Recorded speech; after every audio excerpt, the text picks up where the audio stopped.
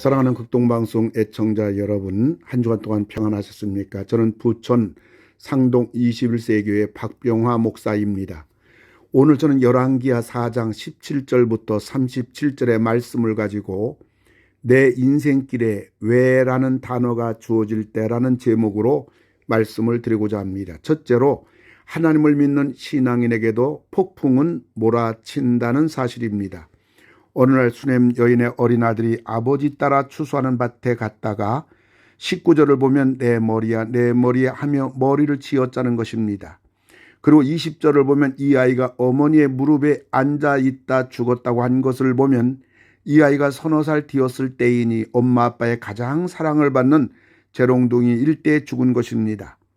수냄 지역은 옥수수 재배로 유명한 곳이고 수냄 여인 가정의 많은 사원을 거느린 것을 보면 이 아이의 아버지는 옥수수밭에서 종들이 일하는 것을 감독하며 보살피고 있을 때입니다. 팔레스타인 지역에서는 추수 때가 가장 더운 때이기 때문에 이 아이가 내 머리야 내 머리야 한 것을 보면 필경 이 아이는 일사병으로 죽었을 것입니다. 건강하고 멀쩡한 아이가 서너 시간 만에 죽었으니 기가 막힌 일입니다. 하나님을 잘 믿는 신앙인의 가는 길에도 폭풍은 몰아치는 법입니다. 두 번째로 생각할 것은 폭풍 앞에서 하나님을 믿는 신앙인에게도 해이가 몰아칩니다. 폭풍 앞에서 신앙인에게 몰아치는 해이는 하나님에 대한 해이입니다. 하나님 이럴 수 있습니까? 주신 때는 언제이고 이제 이렇게 데려가십니까? 데려가시려면 뭐하러 주셨습니까? 언제 아들을 달라고 하였습니까? 하나님에 대한 해이입니다. 뿐만 아니라 폭풍 앞에서 내 신앙에 대한 해이입니다. 내가 지금까지 잘 믿는다고 했는데, 나름대로 하나님께 충성한다고 했는데 뭐가 잘못된 것은 아닌가? 뿐만 아니라 헌신에 대한 해이입니다. 내가 주의 종의 오른팔 왼팔 노릇을 온 정성 다하여 섬긴 것이 잘못된 것이란 말인가? 내가 하나님을 위하여 지금까지 봉사하고 헌신하고 헌금하고 온 힘을 다하여 몸과 마음과 물질과 정성으로 섬기었는데 이것이 문제가 있단 말인가?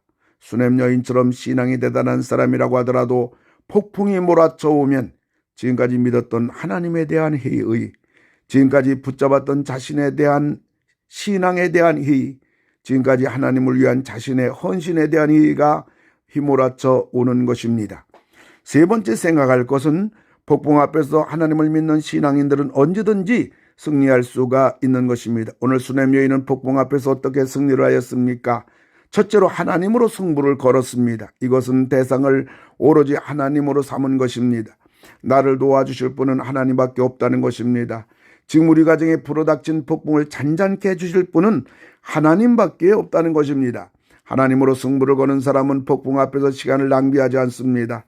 아들을 잃은 슬픔에 울다가 시간을 보내지 않았단 말입니다. 그리고 하나님으로 승부를 거는 사람은 폭풍 앞에서 자신의 품위를 잃지 않습니다. 아무리 바쁘고 힘들어도 믿는 사람답게 사는 것입니다. 이 여인은 이런 극한 상황 속에서도 부부간의 예의가 있고 다른 사람을 배려하는 것을 보게 됩니다. 수냄에서 엘리사가 있는 갈멜산까지도 결코 짧지 않은 40km의 먼 거리이기 때문에 나귀가 필요한 것입니다. 그래서 남편에게 사원 1명과 나귀 1마리를 정중하게 요청하는 것을 보게 됩니다. 수냄 여인은 죽은 아들 앞에서도 부부지간에 그리고 수많은 사원들에 대해서도 자신의 품위를 잃지 않은 것을 보게 됩니다. 믿는 우리들에게 매우 중요한 덕목입니다. 그리고 수냄 여인은 폭풍 앞에서 어떻게 승리했습니까? 두 번째로 믿음의 후퇴는 하지 않겠다는 것입니다. 이것은 자신 스스로의 신앙 결단 문제입니다. 24절을 보면 자기 사원에게 이르되 몰고 가라. 내가 말하지 아니하거든 나를 위하여 달려가기를 멈추지 말라고 하였습니다. 이 여인은 엘리사를 만나러 먼 길을 가면서 사원에게 중단하지 말라고 합니다. 이것은 하나님을 믿는 믿음을 중단하지 않겠다는 것입니다. 기도를 중단하지 않겠다는 것입니다. 한 번 믿었으면 끝까지 믿겠다는 것입니다. 한 번 기도했으면 응답되기까지 끝까지 기도하겠다는 것입니다. 믿다가 절망하고 기도하다가 절망하고 기도하다가 의심하지 않겠다는 것입니다. 결국 엘리사가 어떻게 합니까? 30절을 보면 엘리사가 이에 일어나 여인을 따라가니라라고 하였습니다. 지금 오늘 본문을 보게 되면 누가 주도권을 쥐고 있는 것입니까? 수냄 여인입니다. 엘리사는 수냄 여인을 뒤따라가고 있는 것입니다. 우리가 여기서 알아야 할 것은 하나님은 져주시는 하나님이심을 알아야 합니다.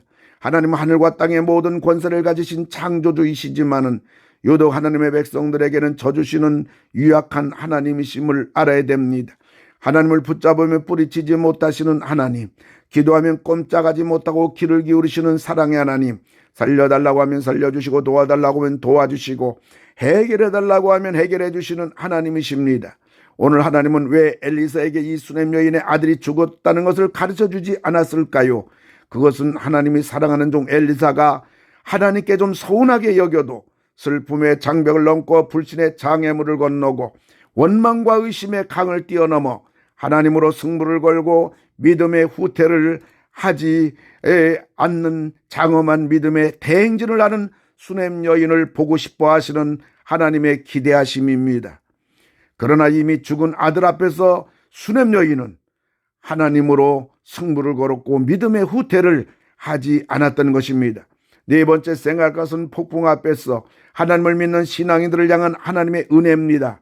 수넴 여인의 집에 온 엘리사가 어떻게 하였습니까? 34절을 보면 아유에 올라 엎드려 자기 입을 그의 입에, 자기 눈을 그의 눈에, 자기 손을 그의 손에 대고 그의 몸에 엎드리니라고 하였습니다. 아무리 애기이지만 죽은 시체입니다. 그런데 엘리사는 죽은 아이 위에 올라가서 애기 얼굴과 자기 얼굴, 애기 몸과 자기의 몸을 올려놓고 기도하는 것입니다. 꼭 이렇게 해야만 하는 것일까요? 우리가 이것을 통해서 알아야 할 것이 있습니다. 그것은 하나님의 일하심은 그냥 되는 것이 아님을 알아야 됩니다. 하나님은 아무런 희생도 수고도 없이 그냥 저절로 우리들의 기도를 들어주시고 우리의 문제를 해결해 주시는 분이라고 착각해서는 안 되는 것입니다. 하나님도 희생을 하는 것이고 수고를 하는 것이고 우리를 위하여 시간을 들이시는 것입니다. 드디어 아이가 살아났습니다. 그저 이 여인이 무엇이라고 고백을 하고 있습니까?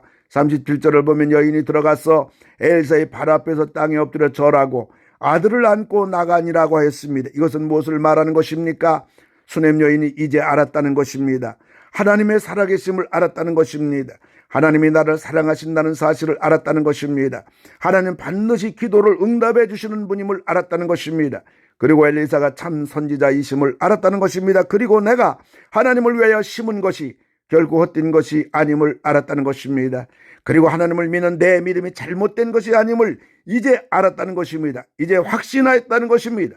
사랑하는 극동방송의 청자 여러분, 우리의 신앙이 여기까지 가야 하는 것입니다. 내 인생길에 왜라는 단어가 주어질 때 우리를 또 수넴 여인처럼 멋지게 승리하시는 여러분들이 모두 다 되시기를 주님의 이름으로 축원합니다.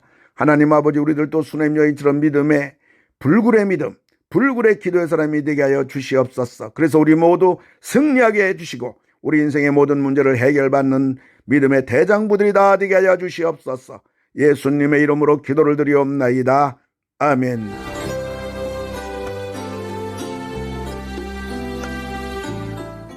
내가 매일 기쁘게 지금까지 부천 상동 21세기 교회 박병화 목사님께서 말씀 전하셨습니다.